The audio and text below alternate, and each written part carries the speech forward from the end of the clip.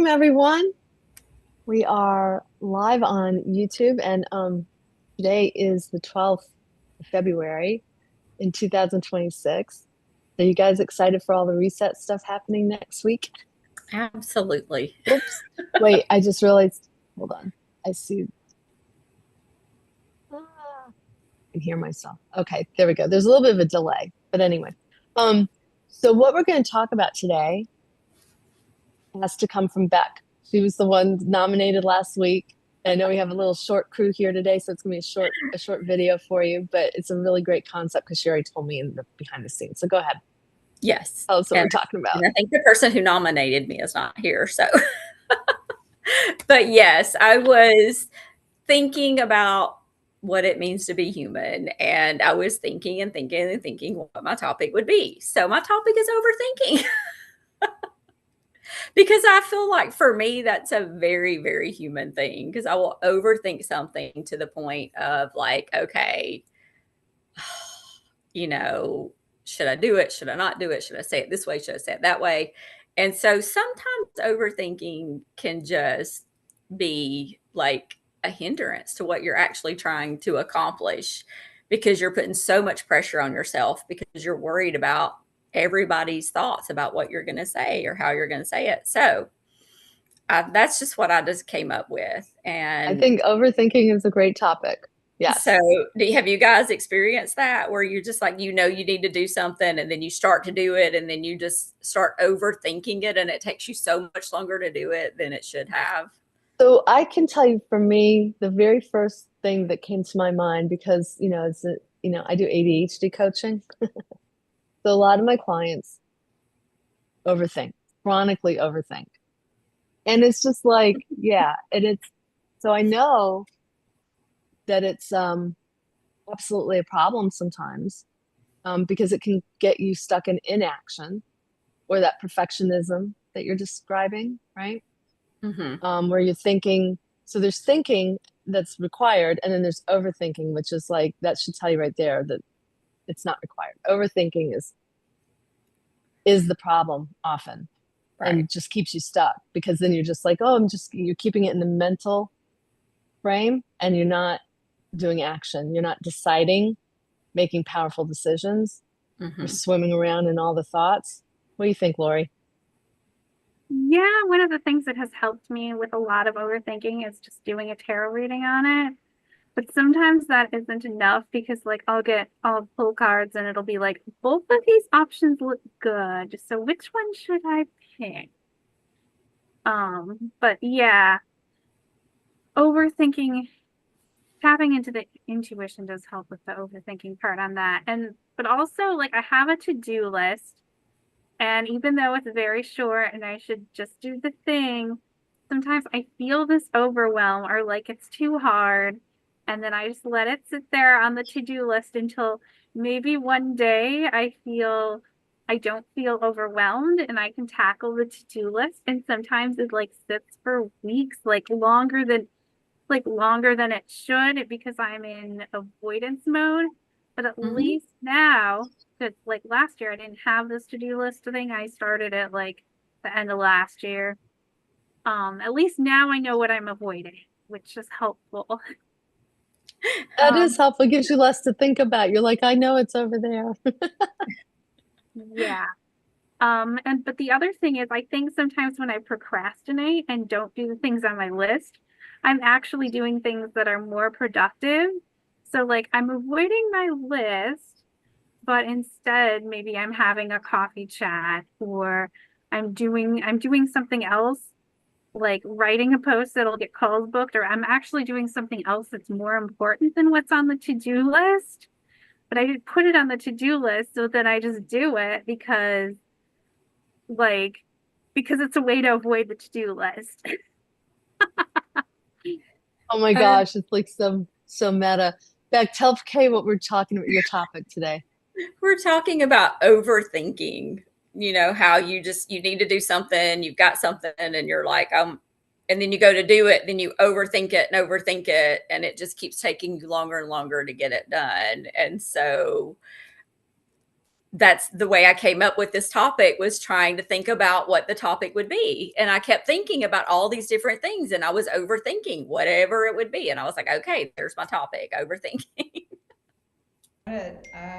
I will probably be the black sheep as usual and have a counter point to that. So whenever you're ready for it, let me know. Hey, I'm ready. Y'all Yeah, ready? go ahead. Yeah, go ahead. What? What if you're underthinking? Oh. What if you're underthinking? More. The reason why you can't see it clearly is because you're not finishing any of your thoughts. Oh, yeah, that is actually very good thought. Instead of thinking it all the way through, you just give up on it.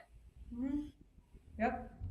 That's pretty genius. That's pretty That is genius. very good, especially since the ADD seems to like keep my brain going blah blah blah blah. The pinging through, yeah, pinging, allowing yourself to just, flit around energetically Yeah. does create overthinking, because you're onto this, then this, then this, then this. That's a really good point of like, no, follow through with the thought. Yeah. Think it through to the end. It's kind of like a feeling, right? Like when you have your feelings, your emotions, if you just feel the emotion and allow it to flood your whole system, it moves in, through, and out of you much quicker than this resistance of like, no, I don't want to feel it. Or the constant start, abandon, start, abandon, start, abandon, and now you're left with a mess all over your life. And because of Lori's topic last week, I really understood, there's another completion person in this conversation. And this is years ago, I had a colleague, and there's always the guy who thinks he knows you better than you know yourself. And my brand is know yourself well. So I thought, bring your knife to my gunfight, let's go. But he's like, oh, you're such a hummingbird. You gotta like run around 1,000 flowers a day just to meet your caloric intake. And I thought, that's cute, but I get 1,000 things done a day because I'm a completer. I finish. I am done. I don't overthink. I don't underthink. People who underthink usually overfeel, and then the slightest option is overwhelming. And then there's that fine line between, is it really ADD, or are you just getting your butt kicked by anxiety, and that's how you're losing your focus? Oh, girl. I know. I'll you just hit me in the gut. Gut punch. Her gut went, see, that's your thing. It did. My gut literally went, ah. Maybe that's where you get your truth bombs. Some people get it in their throat, their chest, their gut, that, chills, whatever it is. And give yourself the possibility, because everyone's rushing to ADD diagnoses, they're not asking themselves, but I have a lot of ADD artist friends, their nervous system is completely regulated. The other ones, no. So I know it's anxiety. And when I was going through my free fall screaming space, I couldn't focus either, but I know I'm not ADD, so what could it be? The two of them have twin experiences. Yeah, anxiety is definitely a reason for overthinking, just in and of itself. Like, we're anxious about something. So if you're not managing your anxiety, you're more prone to not finish a thought, to question every thought you have, to doubt yourself. It came across for me as hypervigilance, and when you're managing everything, you can manage nothing. Yes.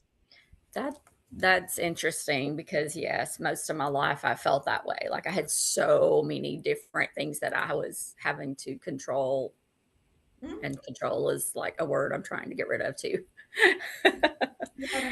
You're trying, the control comes from, I don't believe that this is okay. You're in your not okay all the time.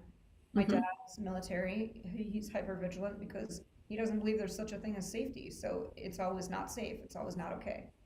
And I got it from him so that we could close a gap. And I mean, I can walk into a room and I can read it and tell you 50,000 things that are quote unquote out of order, but nothing's wrong. So I don't do that anymore. Okay. Yeah. Yeah. I think the anxiety also is, just a natural, the ADD experience is that amygdala, sending out the threat signal. If you grew up like I, grew up in a family that was, it was unpredictable what was going to happen. So that can create hypervigilance, and that can create overthinking, because when things are highly unpredictable, you just don't know, and you can't know. And then if you're under the assumption that you have to know things in order to move forward, there it is. Then you will get stuck in overthinking. The truth is, you don't have to know. You could just treat things as an experiment and try and be okay if they don't work out. Oh, well, moving on, next, and don't take it to mean that something's wrong or needs your attention. ADHD is also misunderstood as an attention deficit thing. It's not an attention deficit. It's almost like an attention to too many things. And making decisions helps with that, because if we can eliminate everything doesn't have to be a choice. You can work on some assumptions. And that's the biggest thing I find with my clients that don't operate on the same assumptions I do. They're like, how do you do that? I'm like, because I assume this, right? And they're like, oh, I would never assume that because, and I'm like, well, why not? What harm is it and to assume that until something comes along and tells me otherwise? You've awakened every day, like Groundhog Day, and you've been safe to some degree.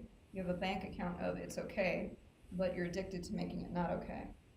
Because you're probably trying to fix something in the past, is what most people do.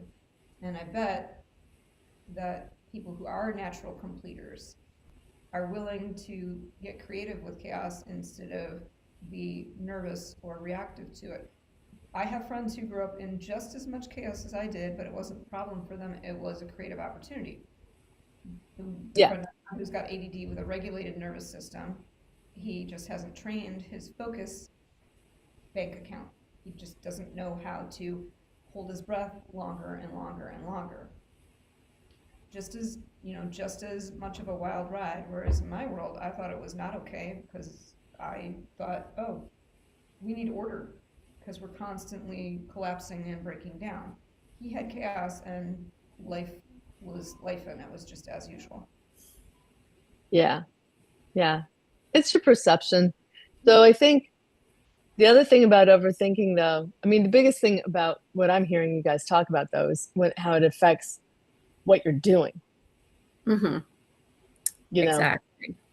And that's where the power of deciding things or dissolving things, like you can just say, like, collapse it, like, no. You can choose no. You can choose no attention. You can allow things to be messy and be like, I have it depends on how much it really recently like that. Like I'll have these thoughts that pop up that they're things that I do not need to be thinking about. And I have started saying the word delete. Okay, yeah, you just mentally delete. Like right now, delete, you're not, can't think about you right now. And it has really helped. Not 100%, but yeah. I have my Japanese throwing, what are they called? Those little circle. Yeah. Bars? Yeah, the Japanese spinning circle knives thing. Yeah. With the blades. Yeah. And in my mind, they just go all around me, and they can absolutely cut thought, ties, energetic ties, and even just energetic thoughts, because I'll have a thought, like, especially if I watch TV will show up, say something, and I'll have a big old thought, and I'll go, and I just like cut the connection, right? Yeah, because if you realize you're the one you're the thinker of your thoughts, that starts down the path of mindfulness. And when you're mindful, you can think fewer thoughts and think, like Kay said, think through the whole thought to the end. And you don't, just because a decision, just because an option exists doesn't make it a good thing to, we don't need to discuss all options all the time. Yeah. I made a post about that years ago. It's like all options are not always on the table. Yeah, You're I just not. usually limit to 2 options. Like when I do a reading, if neither of those 2 options are good, then I'll go come up with some more. But otherwise, there's just like a couple, either I'm doing it or I'm not. I'm buying this or I'm not. Not like everything under the sun. Just ask the one question. Oh, and I love what Kay brought up about the underthinking. I think when it comes to like my goals and dreams and stuff, I tend to underthink it because I'm like, there's so many pieces in place that I don't know. And every time I have this like really grand vision for what I want to create, it's like, oops, there's so many missing pieces in there that I still don't have, and it's so like it doesn't get very far. So it's like I have this vision, but then I'm like, okay, how do I get from A to B? And then I just get all these blanks, and then I stop thinking about it. And like, I feel like that's why I'm not manifesting the thing, because of all of the blank spots that I don't have. I had a colleague in mind work, which is what I do, say if you've got a big vision, you have to come up with at least 3 to 4 segment intentions, or you're never going to get there. It's like trying to eat a double burger in one bite. You can't. You're not set up for that fantasy to happen. So for me, what a segment intention can look like let's pretend I want to create a brand. Well, what I first I do, I list what I don't have. I don't have any offer. Cool. I don't have any platform. Okay. I don't have any audience. So those are the 3 segment intentions for this whole, like, I could go to work for myself and put this out there. So what have I done? The easiest thing for me to do, I don't start with the hardest because your energy, is variable. The thing I can be most consistent around is, what offer can I build? I can design anything. I'm an excellent trainer. So I made 4 workbooks, and one of them is on how to process emotional fragments or incomplete mental thoughts. Great. That's easy. Now I have an offering, so now I can talk to people about it. Which people? Well, I know who's not listening to me, so let's go try with people who might listen to me. I'd rather go be an unfamiliar than familiar energy. And then last but not least is, great, what platform do I need to show up on? Everyone on Facebook has watched me through many chapters of my life. They're probably bored. They've seen Kay the Pilates instructor, Kay the jeweler, Kay the freelancer, and to constantly reinvent when people, most of the time, were my friends first. Facebook for me started as stay in touch with your friends across the country and the world. They're not like, hey, do you have a solution to my problem? No. They want to show me pictures of their kids or their trip. Or their sandwich. I think God, but you make an excellent point, Lori, and it's everyone's either really good at starting or really good at completing or really good at visioning or really good at having teeny little ingredients but can't see the recipe. So all you got to do is give them the plan on, and now here's how you drive backwards from who you are. My question to Lori is, as a completer, what shows up for you when you're finally ready to catch yourself overthinking? Like, how do you go, whoa, this is when I know I'm doing it? I know I'm overthinking when I'm thinking instead of taking action. That's the simple answer to that. I know I'm overthinking when I make a little movie in my head of how I want it to go instead. And I did that last night. I think wrote, that's a big one. freaked me out, and I was just like, okay. The simple answer would be archive this conversation or tell her you're not available. But instead, I decided, let's go drive to the grocery store. And in the car, I was like talking out loud on, wow, what would be best is if, and I thought, abusive fantasy brain, abusive imagination, abusive creativity. You're never going to tell her this, so why are you overthinking how it could go? You're not in reality. How do you know you're overthinking, Beck? So I archive the conversation. She doesn't get the satisfaction of me reading her stupid crap. I know cool. I know that I'm overthinking when I am, for example, I'm making a post and I'm like, ugh, but I should say it this way, but I should that way, but what do I want to say? But blah blah, and I'll take 30 minutes to write one sentence. You don't, so outside of posts, is your formula for overthinking is I don't know what to say? Or Um, you I try, think you made a really good point about not thinking through things because I literally start a thought, and as I'm in this thought, I have another thought. And as I'm in that thought, I have another thought. And they just keep doing that. So I'm overthinking which thought to, to think through. So I think you're right that if maybe I'll put a little bit more energy and be like, oh no, let's sit with this a minute. Let's see what this thought is. Let's think this through. post-it notes at work. Maybe that Yeah. could be helpful. So You know. here are the three thoughts that all want my attention, and I will just write them and come back to them later. I have a love relationship with the word later. That doesn't mean forget about it. That doesn't mean procrastinate. It means there's not any completion in trying to juggle three at once. And the whole idea of, and I think, once you ground it in an experience, I love making movies in my head, for better and for worse. Me not completing thoughts, having thought after thought, is like me riding a bus trying to get across town, but then pulling and then jumping on another bus thinking that one's faster, but then that's going in the wrong direction. Gotta pull, gotta get on a third bus. I get nowhere. Oh, it's exactly the way my brain feels. What you just said, that's pretty much the way my brain works. I stay in And the it's car until we get to the destination. I don't leap out of a moving car, roll down the highway, and hitchhike to a next one. I don't do that with my brain. And when people try and invite me to do that because they're doing it or they want me to move in a different way than them, I just go, how many of your thoughts have been completed? And that stops them in their tracks.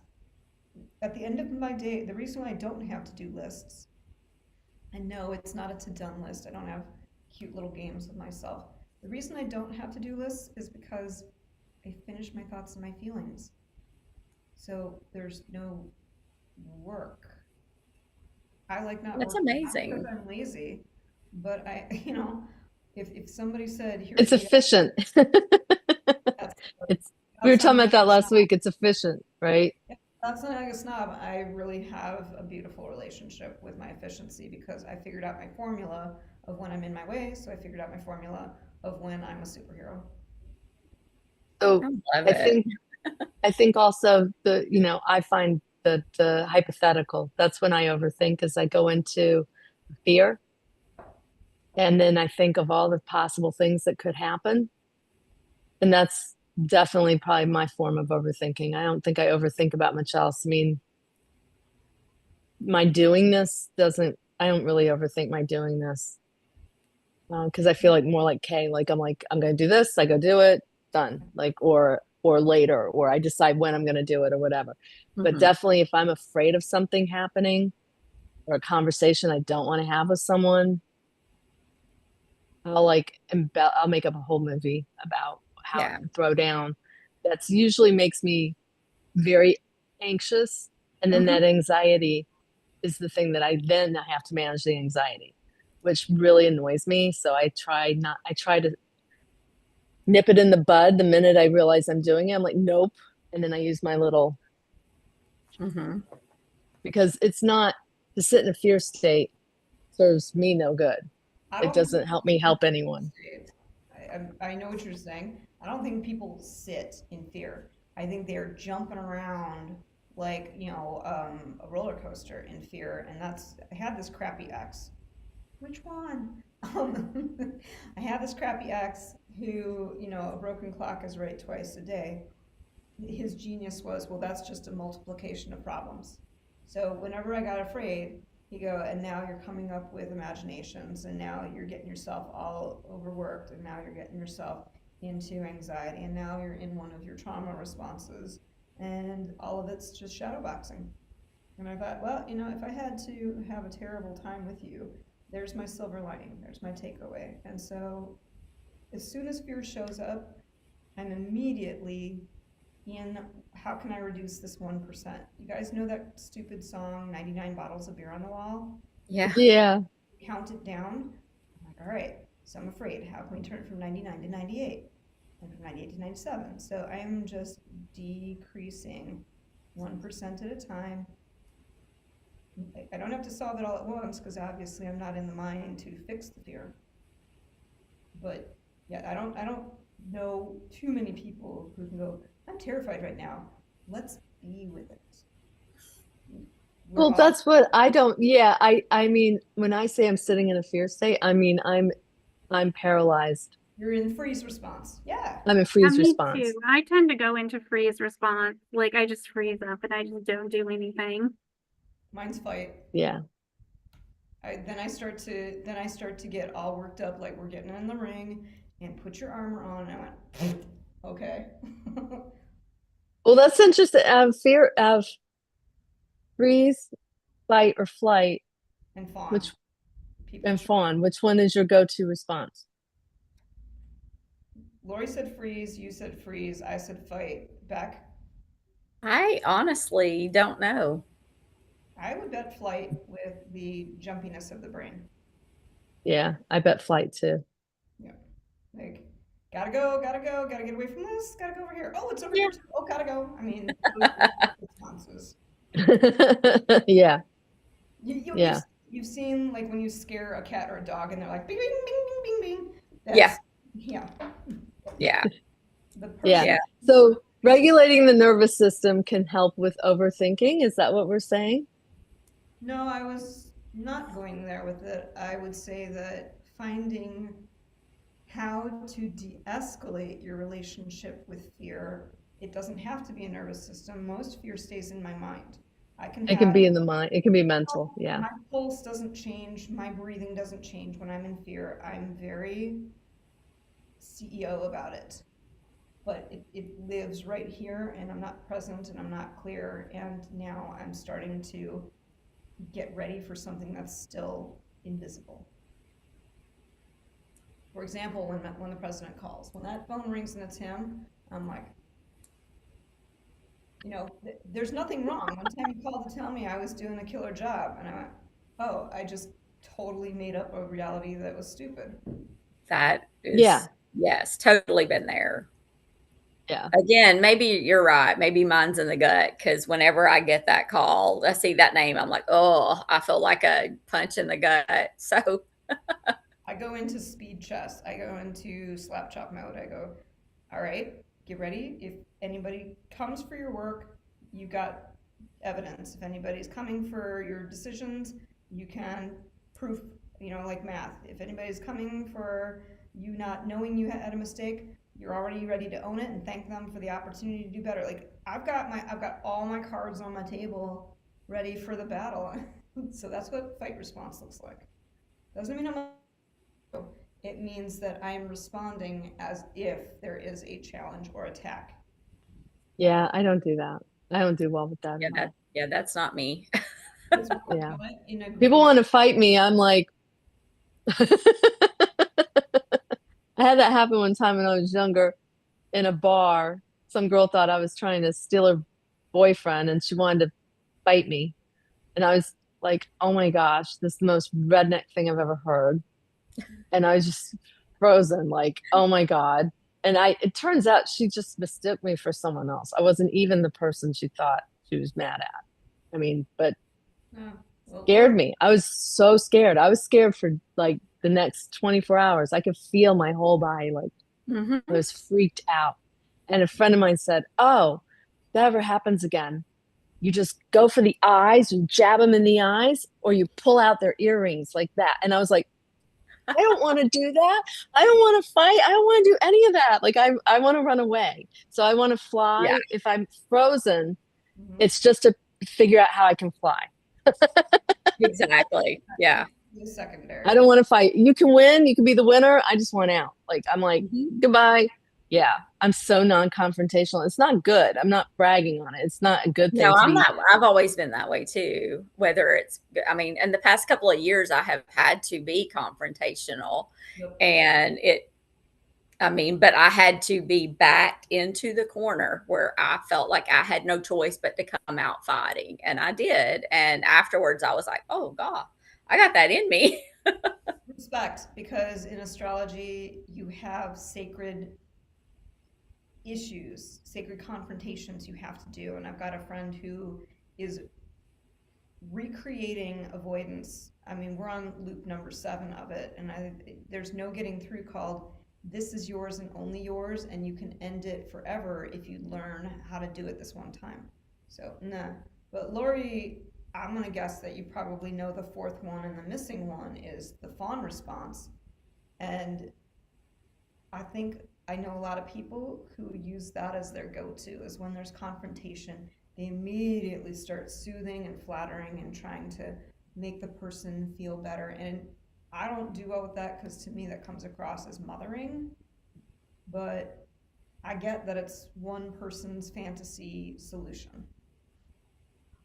Yeah, I think fawn is kind of last for me. I think I tend to go into fight and flight before, like I don't even go into fawn. I have to like think about it, Mm-hmm. to say, oh, that would actually be the best response, but it's not my default. I've had a relationship that was very awful and toxic that I had to go into fawn just because they were a complete nightmare. And I was agreeing with things that were ridiculous, and I was hating myself for it, but it was just to survive the day. I have been there too. Yeah. Yeah, it's not good. It's not good. And so back to the overthinking part. I mean, this is a great topic, Beck. Good topic, because it has so many different little branches to go down. But I do think being human, it's our brains, we just have these brains, and they are little, it is our nervous system, and they just have their own operating systems and their own default mechanisms and their own all these things. And I don't know what it's like to be an alien. I don't know if they have these same issues or not. I mean, they have brains too. I'm not gonna out myself, but Tell us, Kay. No. I have a very abstract relationship to the idea that every single thing needs to be digested through the nervous system. And I think that that's where we go back to one of our earlier topics on embodying. And I say, well, we really need to get clear about that word, because I'm not like a little kid where I'm always trying to stick everything in my mouth. I'm like, no, don't eat that, and you can eat that, and not everything needs to be digested through my nervous system. So that's how I get my own process is, do you want to reject this? Do you want to try and digest this? Is this a piece of you that you forgot and you need to put it back in place? So I'm not involving my nervous system, because that is, I think, very potentially correlated to why so many people are losing their health. It's a hot stove I just don't see the need to touch all the time. And I think a lot of these people who are constantly trying to regulate, it doesn't take that long. Like, it just means you're not finding what's working for you. And also, if you're running away from what you really need to do by, I need to regulate. Nope, I'm not regulated. Wait until I'm regulated. Nope, allow me to regulate first. I think that's code for you enjoy dancing around it versus dealing with it. And that's what I got with this one friend. She gives me all the receipts on the problem instead of handling the problem. And it's one of my weirdo alien heroes is Gary Vee. And he says, you don't do to-do lists because your brain thinks that that's an action. It's not the action at all. Writing the to-do list has nothing to do with executing. And so it's one of the reasons why if I just am in action around things, they take care of themselves. I'm a completer like Lori, and then there's no list, there's no delegation, there's nothing to do. It's done. I go home, I watch a movie, I play with the cat, I go to bed. What's to regulate? It sounds very efficient. As I said, drop the mic. There you go. It's a combo of management and self-mastery. Well, I think for me, I know taking a deep breath pretty much does all the regulation I need to do. I mean, once I do that, now I realize other people need more if they feel they need more. But like for me, if I can sit there and just breathe and breathe and breathe and then go do, I'm good. So I do think that at the end of the day, you got to know yourself. You got to know what works for you. You got to decide, what your go-to method is. And I do think around the thought of overthinking, I mean, it doesn't have to be a bad thing, but is it getting in the way of you having the life you want to have?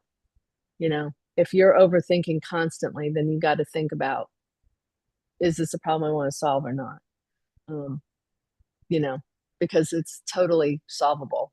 Yeah, don't with let some it systems. stop you from doing what you need to do for sure, because we all have, things that we're trying to accomplish here that we're working to accomplish. And if we let the overthinking like stop us from doing that thing that's going to help us get the thing, then that is a problem. Yeah, Somebody definitely. recently said about underthinking, if you need to finish your thoughts or have the thought that's up here where the solution is and you're down here, but you keep saying that's overthinking, you're underthinking. You're not anywhere near what it's going to take to get it done. And so obviously at the end of the day, you have to ask yourself, where's the payoff of it not being done? Procrastination is one of the human techniques that has a payoff somewhere, even if it's costing you elsewhere. Mm-hmm. Yep. Yeah, I think the payoff for procrastination is the feeling better in the moment. Because as you pointed out, that nervous system dysregulation, when you're too dysregulated to do a thing or to think through the thing you need to do, like, okay, procrastination makes me feel better. Well, I do the procrastination. Long term, it can have consequences, but short term, I feel better in the moment. I think you nailed it. I think there's a layer of society where I feel like crap, it's not done. So that's always going to be stronger than, well, it feels good not to work on it. And there's a layer of society that goes, oh my God, working on this would feel terrible. Let's just not. And I can deal with it not being done. Absolutely. Really, really excellent point, Lori. Yeah. Well, this has been fun, guys. And like I said, we're Thank you. ramping up to invite all the people who are watching this to come join us in the Soulmate Structure Facebook group that we can give you the Zoom link so you can come on live with us and join in the conversation. Okay. So I will talk to everyone next week. All right. We'll be here again. Hey, is it your turn to bring a topic? I think so. It was in front of me. I know she's not here today, but is that true? Who, Anda? Nah. I mean, yeah, but if you're here, then it's you. Okay. Yeah, I agree. I already It's have you, my- Yes, it's you. And if she comes, then it can be her next time. And if you come watching and you've never been on here, you're welcome to join us.